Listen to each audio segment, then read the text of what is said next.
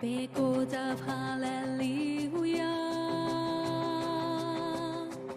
Yng ngwydd fy holl elynion ni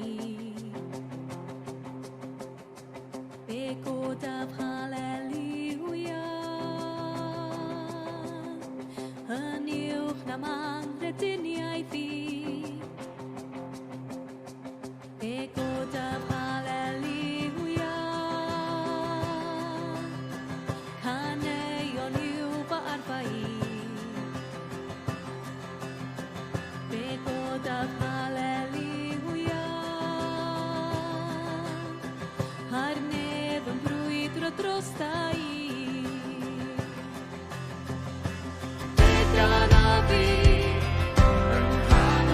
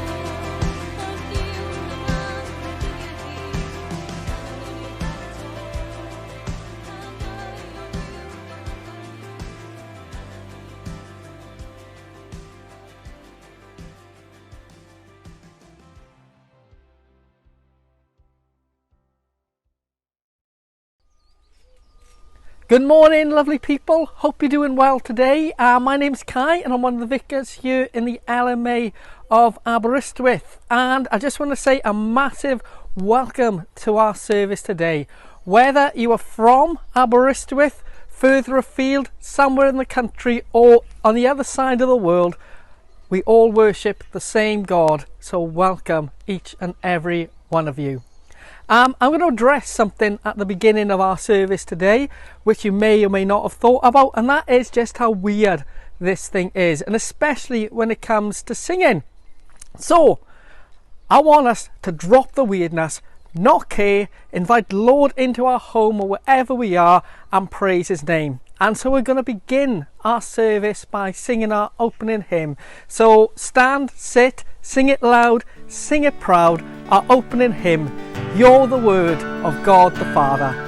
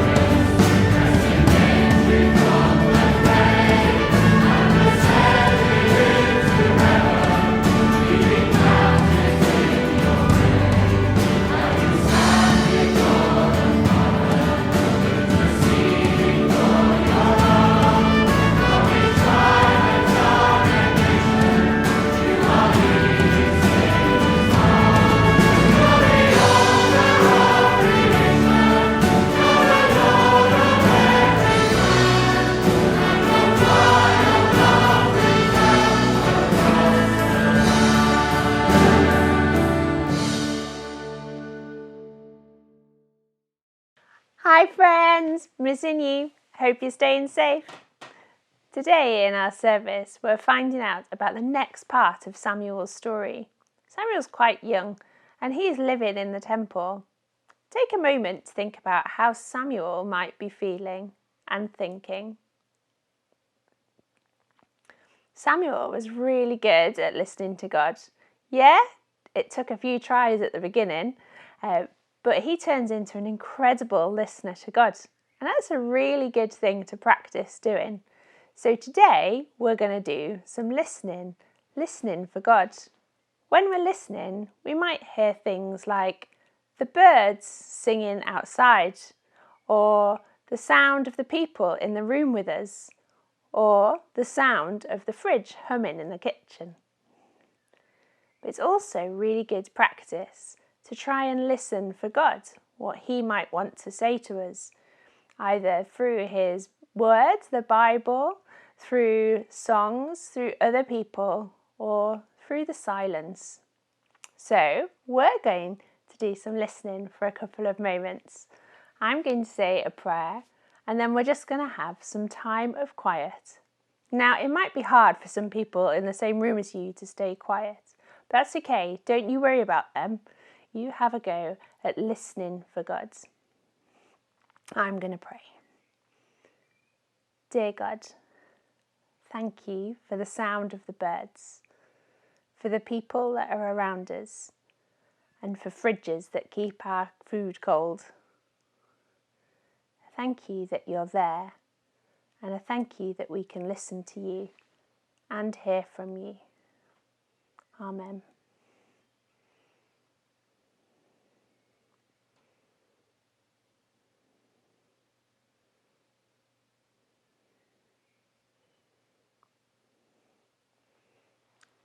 Perhaps you keep listening for God, maybe through the service, through the talk, through the songs, through the readings, and even after the service as we go on into our day. Psalm 62, verses 5 to 8. Find rest, O my soul, in God alone. My hope comes from him. He alone is my rock and my salvation. He is my fortress. I shall not be shaken. My salvation and my honour depend on God. He is my mighty rock, my refuge. Trust in him at all times, O people. Pour out your hearts to him, for God is our refuge.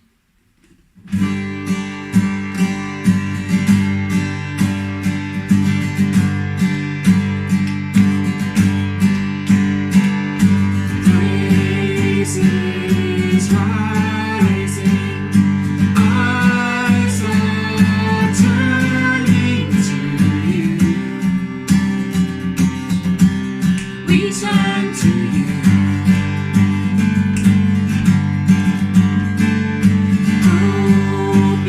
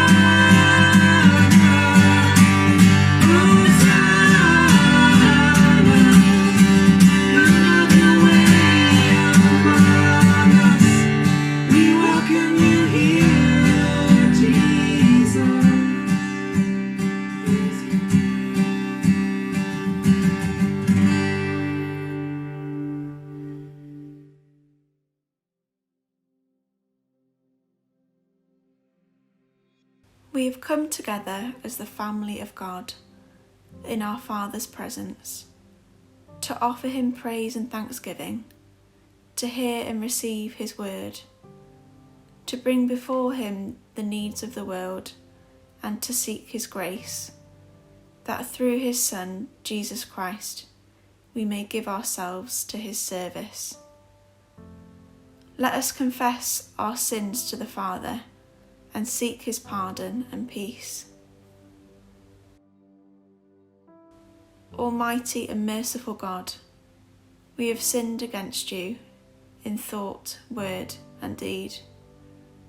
We have not loved you with all of our heart, and we have not loved others as Christ loves us.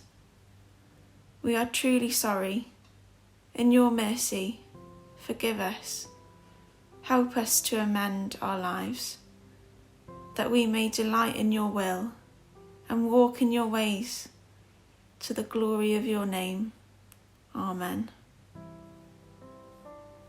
May God our Father, who by our Lord Jesus Christ has reconciled the world to himself and forgives the sins of all who truly repent, pardon and deliver us from all our sins, and grant us the grace and the power of the Holy Spirit.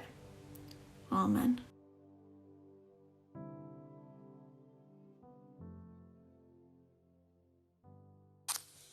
First Samuel 3, reading from verse 1.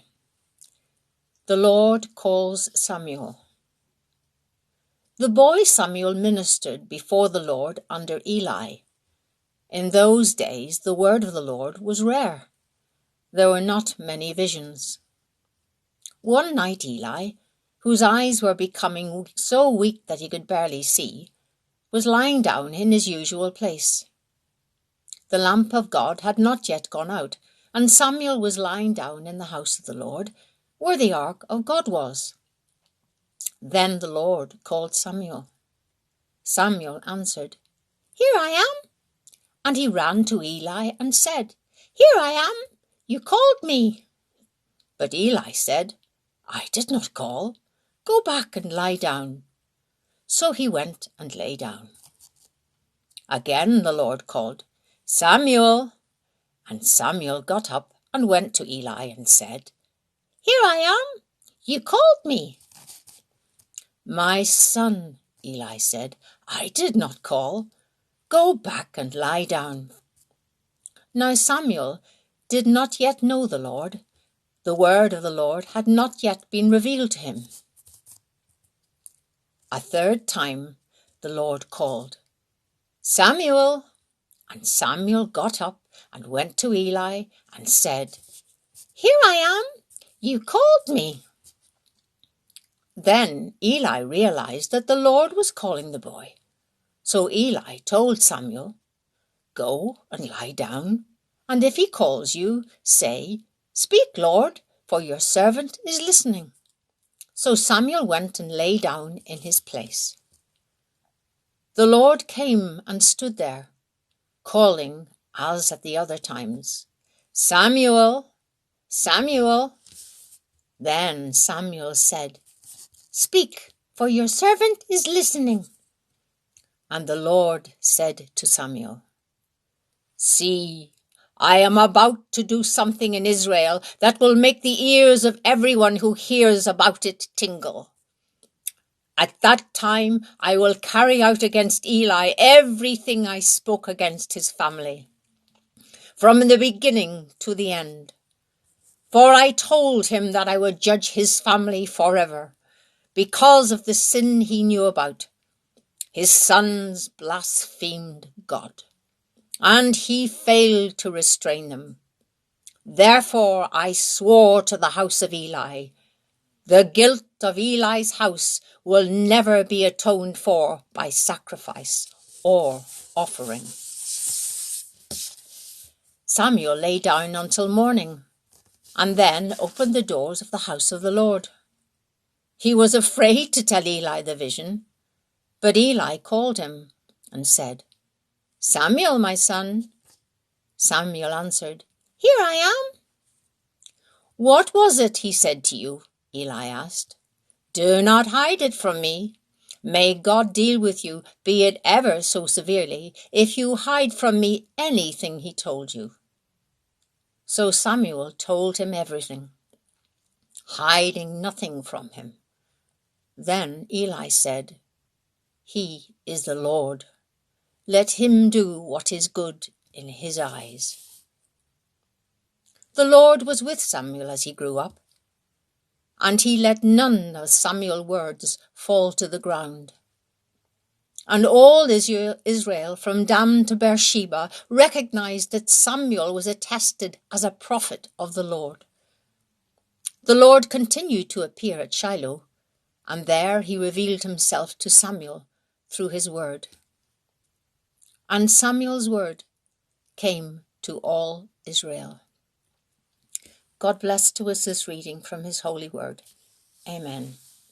The coronavirus has affected us in many ways. One of the ways it's had an effect is to stop us going on holiday. And as I read this passage about Samuel, I think the main message I want to get across to you is you can't have a vacation, but you can have a vocation. So if you're one of the people who skip the talky bits in our service and fast forward until after the vicar has finished speaking, just remember that bit. You can't have a vacation, but you can have a vocation. We're going to look at that passage we had read in 1 Samuel chapter 3, a very famous passage about how God calls Samuel. And it's so relevant for the church today as we learn again how to hear the voice of God and have direction in our lives. It's part of our series about the life of Samuel. So far we've heard about Samuel, the miracle baby, the way that his mother Hannah pledged him to God. We've caught up with what was going on with the people at the time, the problems that Eli the priest was having with his sons. Today we look at the beginning of Samuel's life as a priest, his calling, his training, and his ministry. So as we begin, let us pray. Heavenly Father, as we examine how you called Samuel, we pray that we will have open hearts to your word and open ears to hear what it is that you are calling us to be and to do. Amen. So there are 3 parts to this passage: vocation, preparation, and operation. So we begin with vocation, this famous passage of Samuel's calling. As a child, I remember I got bored of the repetition of the story. God calls, Samuel goes off to Eli, Eli sends him back. But it not only teaches me patience, but it teaches me about the patience of Eli, being disturbed time after time. It teaches me about the patience of Samuel, who responded each time by going to Eli. And of course the patience of God, who had to wait for Samuel and Eli to work out what was happening. I think there are 4 things about how God calls Samuel that we can learn here. Firstly, we see God calls Samuel out of the darkness. It's physically dark as we have our story, it's night time, but it's also a dark time spiritually. We've heard about Eli being used to seeing people drunk in the temple at that time. We've heard what Eli's sons had been getting up to. And verse 1 here records a little of the spiritual state of the nation. In those days, the word of the Lord was rare. God calls in dark times, but it's never too dark for God. I was struck by those words in verse 3. The lamp of God had not yet gone out. As followers of the living God, things can still get pretty black. Life can bring massive challenges, but God is there. These are tough times for our world at the moment, and I don't know how this is all affecting you. But here again, those words. The lamp of God, it hasn't gone out. It's not hopeless. God can and will call. He will act. He has a purpose. And here God calls Samuel out of the darkness. Secondly, God calls Samuel out of the blue. Part of the reason for the confusion with Samuel running to Eli instead of understanding what is going on is revealed in that very first verse. It says, in those days that the word of the law was rare, there were not many visions. This came out of the blue. Wasn't a common occurrence. It was unexpected. We might expect God to speak to us at the special times, when we're baptized, when we're in church taking communion, maybe when we spent a whole night in prayer. But God can and does call us at unexpected times, out of the blue, just like this. We need to be ready and listening. God calls Samuel out of the darkness, out of the blue. He also calls Samuel out loud. Commentaries about this disagree on exactly what was happening here. Did Samuel hear God calling him in a dream? Was there an angel? Was there a vision? It seems clear on reading the passage that there is an audible voice here, one that is insistent, patient, and clear. When God calls us, and that doesn't have to be like Samuel with an audible voice in the night, he doesn't give up. But sometimes it takes us a while to work out what we're being called to do. I'm privileged to serve as a vocations advisor for St David's Diocese, and I get to meet people who sense that God is calling them to the ordained ministry. And what is in common, I think, when I speak to people is they often start saying things like, I suppose it all started about 20 years ago, or I first thought about this 30 years ago. And all that time there's been a nudging, a guiding, a persistent nag. God doesn't give up on calling people, on guiding them, leading them to where he wants them to go. God has a plan for our lives, and it's an amazing privilege to be called to serve him with our lives and respond to his call. God calls Samuel here out of the darkness, out of the blue, out loud. And did you see he calls him out of the ark? Verses 3 and 4 really challenged me as I meditated on this passage for the week. The lamp of God had not yet gone out. Samuel was lying down in the house of the Lord, where the ark of God was. Then the Lord called Samuel. Samuel here was in the temple, near the ark of God. That symbolized the very presence of God. He was lying down in the presence of God, showing his desire to be near God. Then the Lord called Samuel. We don't need a physical place to come before our God. We don't need to worry our church buildings are closed. We can come to God right now, in front of this screen, in our own houses, on a walk. We can come to God anywhere, but we do need to stop, pause. Samuel here lay down, wanting to be near God. We need to make time this week. Spend time reading the Word of God, praying, enjoying the presence of our Heavenly Father, and using Samuel's prayer. Speak now, your servant is listening. What better way than to pause now? And we'll do that. We're going to have a song together. You can use it as your own prayer of commitment to following God's call on your life, as we all seek to follow him. The song is called So Will I.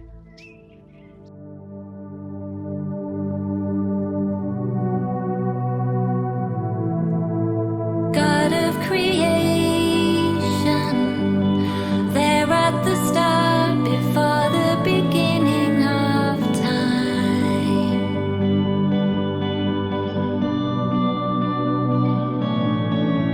With no point of reference, you spoke to the dark and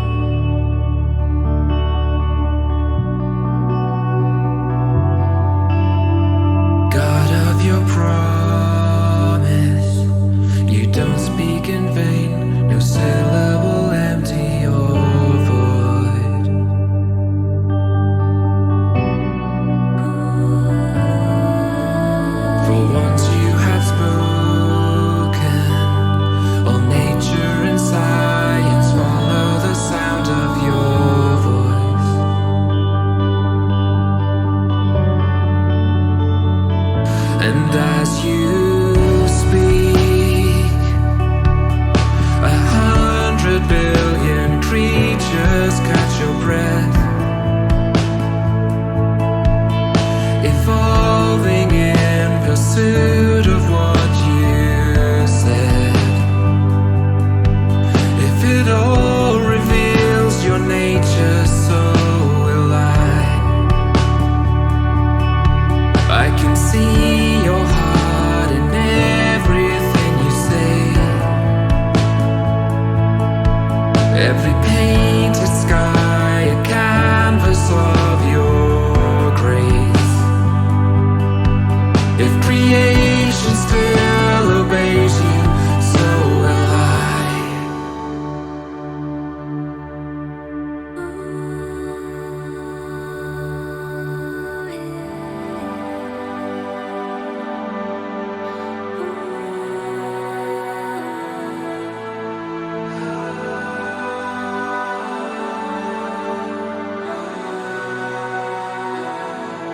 If the stars were made to worship, so will I.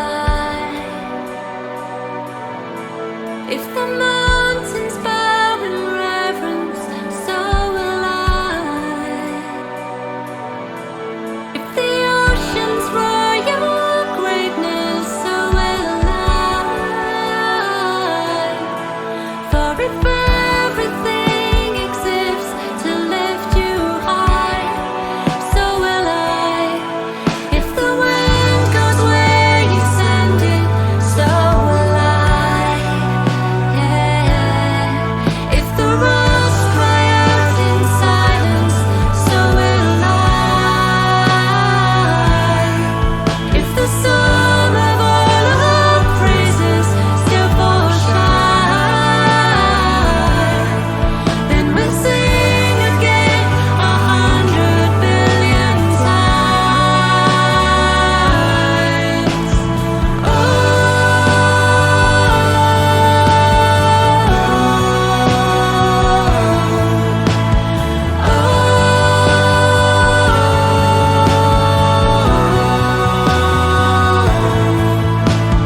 God of salvation, you chased down my heart through all of my failure and pride.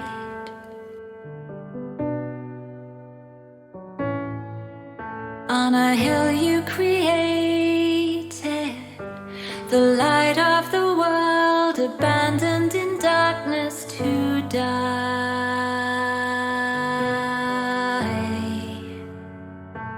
And as you speak, 100 billion failures disappear. Where you lost your life so I could find it here. If you left the grave behind you, so will I can see your heart in everything you've done.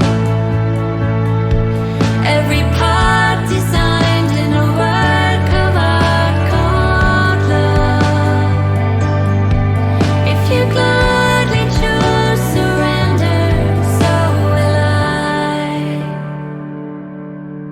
I can see your heart 8 billion different ways. Every precious one, a child you died to save. If you gave your life to love them, so will I. Like you would again 100 billion times. But what measure could amount to your desire? You're the one who never leaves the one behind.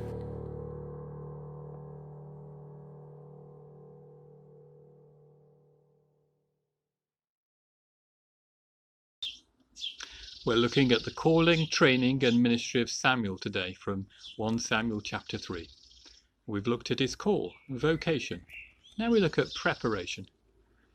We've seen that Samuel has been called by God himself. He's called out of the darkness, out of the blue, out loud and out of the ark.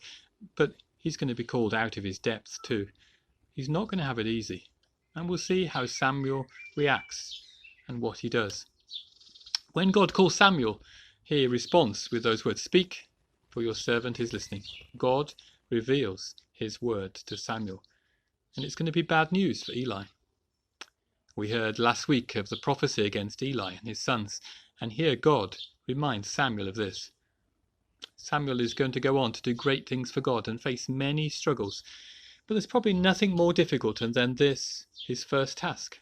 Here he is, aged around 12 years old, and he has to tell Eli of what God has told him.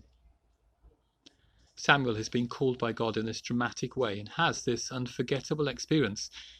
But did you remember what he did first? After meeting with God in this supernatural way, what did he do? He went back to bed. Yes, he didn't rush into Eli to report back. He didn't go racing around the town shouting about how God had called him and what he'd seen in his vision.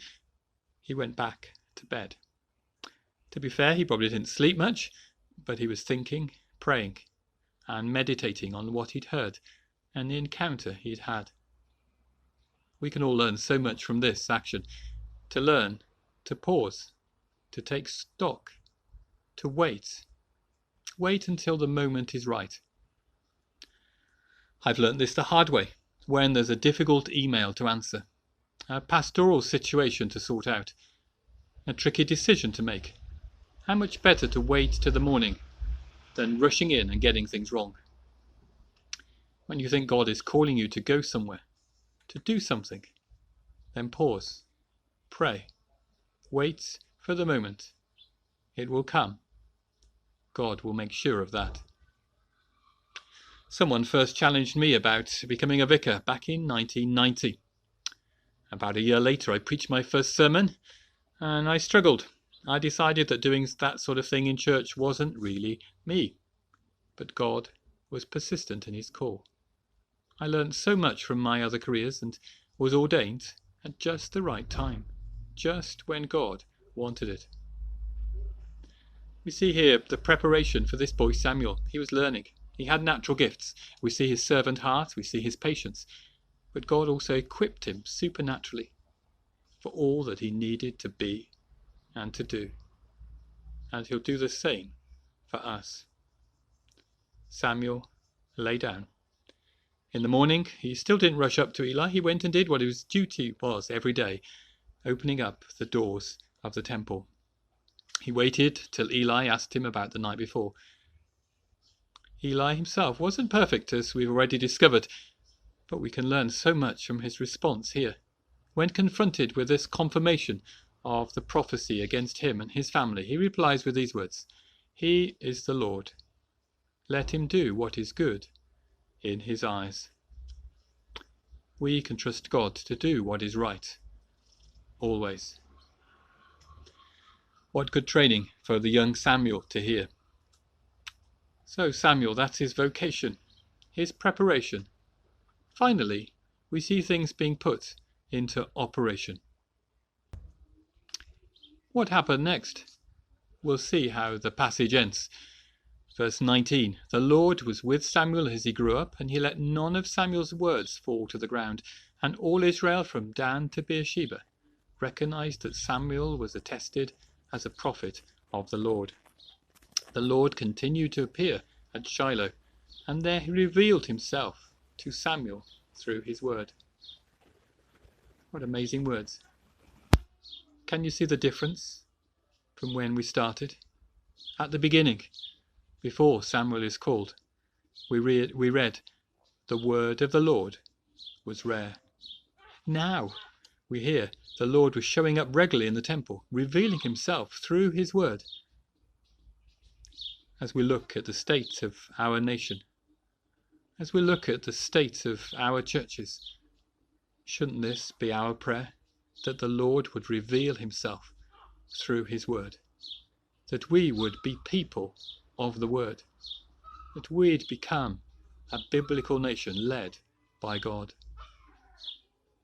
It's fascinating to see how God used Samuel, and to see the effect that that one man, with the help of God, had in his community and his nation.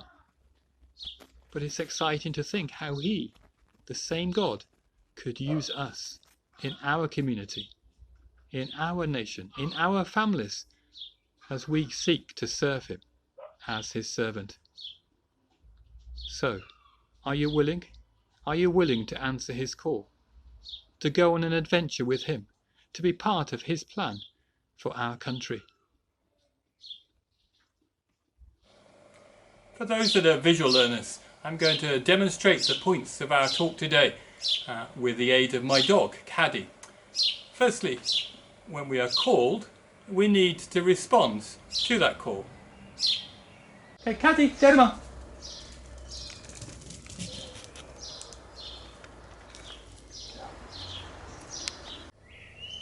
Secondly, we need to receive power and authority from God. We need to be equipped with the Holy Spirit and receive all that God has for us. Not all of us, like Caddy and myself, will have to wear a dog collar, but we are all called to respond to his call. And then thirdly, letting our Master take the lead. We are ready to go on an adventure wherever he leads us. Yeah.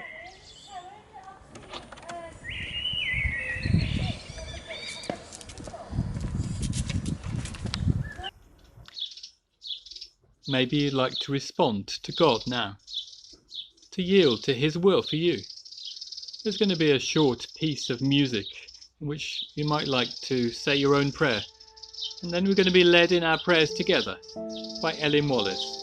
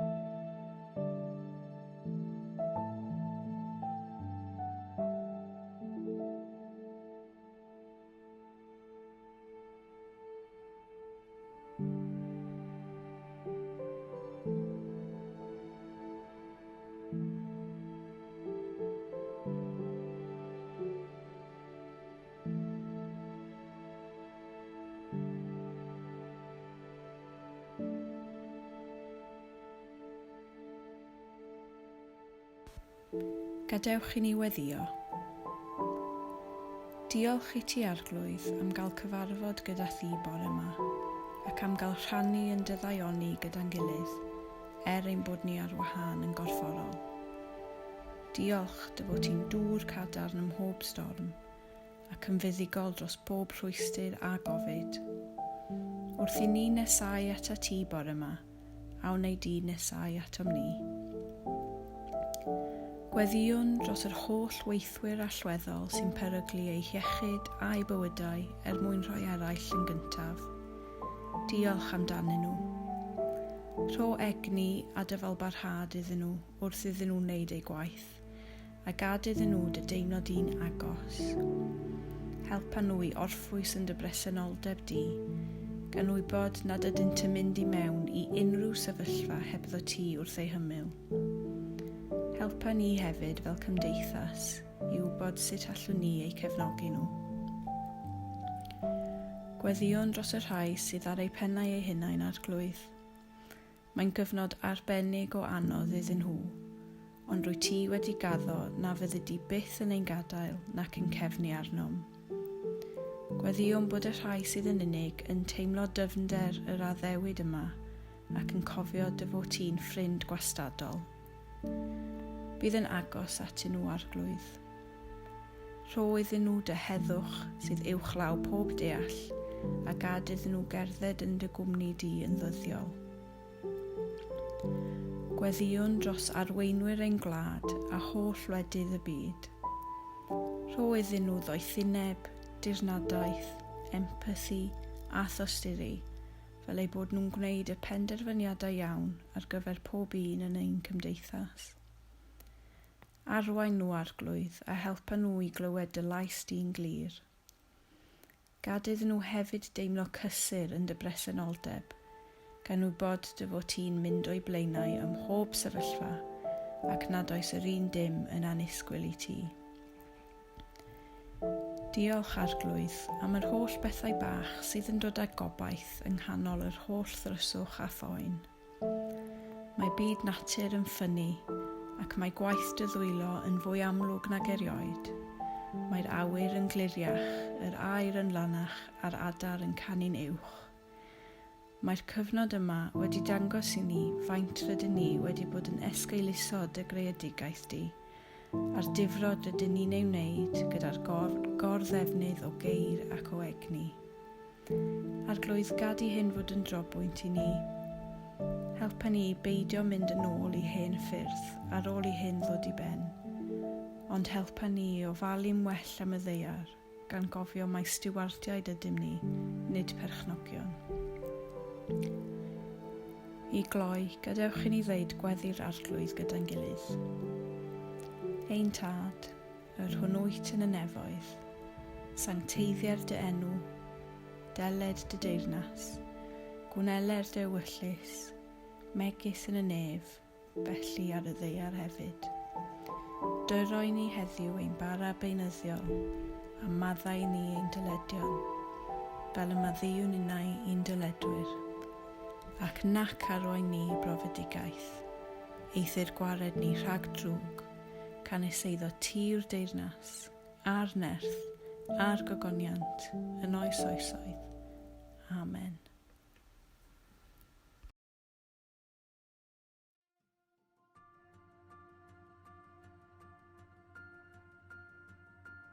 Hi everyone, we're Lemuel and Rachel Feliciano and we live in Lugo in the north of Spain, and we're missionaries here. St. Mike's is one of our sending churches, and it's really great to be able to come to church this Sunday and greet you all. We've been in lockdown here for a bit longer than you have in the UK. We were in total lockdown for 7 weeks. We weren't allowed to go out for exercise at all, like you've been able to. We've just been able to start going out for exercise during a limited time period since last weekend. During that time, I started walking around the patio at the back of our flat, and I'd always hated that patio because it's not at all private. It's surrounded by loads of windows and you just feel like there's lots of eyes watching you all of the time. But actually during this time it's been a really great opportunity to get to know the neighbours, because from my patio I can talk to loads of people. So I've been able to have way more social life than most people have been able to. So from my patio I've been able to get to know different neighbours. That's been a definite opportunity that we've seen, hasn't it? We applaud the healthcare workers here every day, not just once a week like you do in the UK. I think that also fits in with the social aspect of life in Spain, the desire to come together in some way. And so we've also got to know neighbours at the other side of our busy main street as we shout across to each other and greet each other at 8 o'clock every evening. So definitely for building up a community spirit and making contacts, for us it's been a really good opportunity. Yeah, it has also served to do a lot of Bible studies and small group teaching with the youth group from our church. Normally they're very busy with the studies in school or universities, and also keeping in in contact with friends and family during the afternoon. But now that they don't have social life, suddenly they have a lot of time to do a lot of things they never did before. So at the moment, we're holding 3 different Bible study groups in different moments of the week, and it's going great. So we're doing the most with this opportunity of discipleship, and also encouraging them to use this time to impact other young people that are not Christians, but they are suffering the effects of this time of not being able to have social life, and that are under confinement at home. So we're encouraging young people from the church to use this time to impact other young people's lives. Also, we work with a pilgrim hostel on the Camino de Santiago, and we've been doing some prayer meetings with some of the pilgrims through social media as well. And so we've had the opportunity to connect with people from around the world. So we're still exploring the many opportunities that there are, but I see this as a time of opportunity, different opportunities, but still a time of opportunity in our ministry. I'd just like to share a couple of verses with you which have been very important for us and that we've been remembering during these times. In 2 Corinthians 4, verse 7, it says, "But we have this treasure in jars of clay to show that this all-surpassing power is from God and not from us. We are hard-pressed on every side, but not crushed. Perplexed, but not in despair. Persecuted, but not abandoned. Struck down, but not destroyed." This time has been challenging in many times, as the pastor and his wife and mother-in-law have been ill with coronavirus, but they've now recovered. We're aware of the weakness that we all face, our vulnerability, but at the same time, the gospel and the hope that we have in the gospel is something that never changes according to our circumstances. And that's the hope that we need to be focusing on as Christians and that we're seeking to share with others during this time. Okay, really nice to be able to see you all. Bye!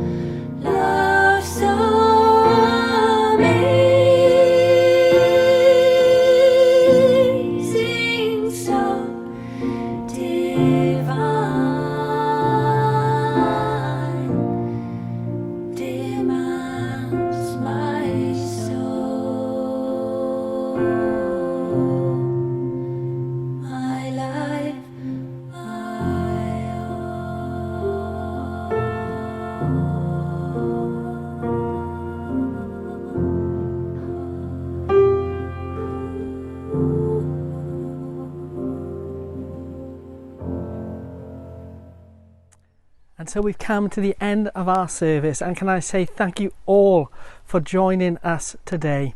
And just before we go with a prayer and God's blessing, just to say and encourage you to keep an eye on our Facebook page and our website stmikes.net to see what is going on midweek, as we have a lot of things going on.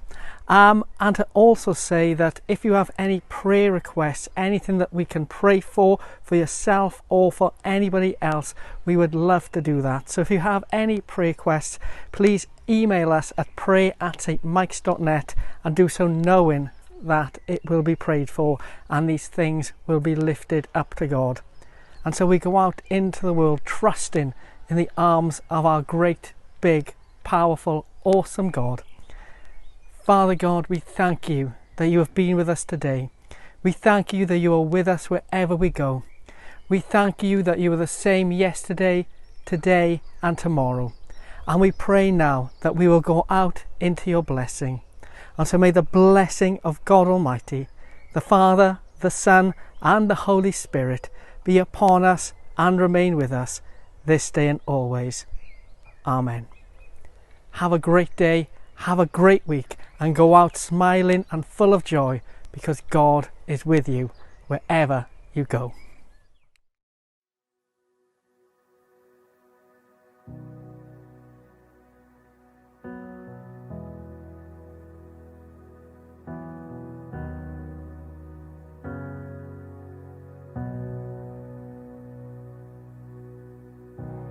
Lord bless you and keep you. Make his face shine upon you and be gracious to you.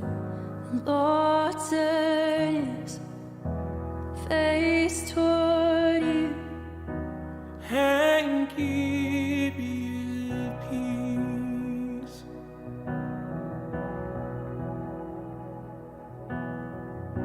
The Lord bless you and keep you. Make his face shine upon you and be gracious to you. The Lord turn his face toward you and give you peace.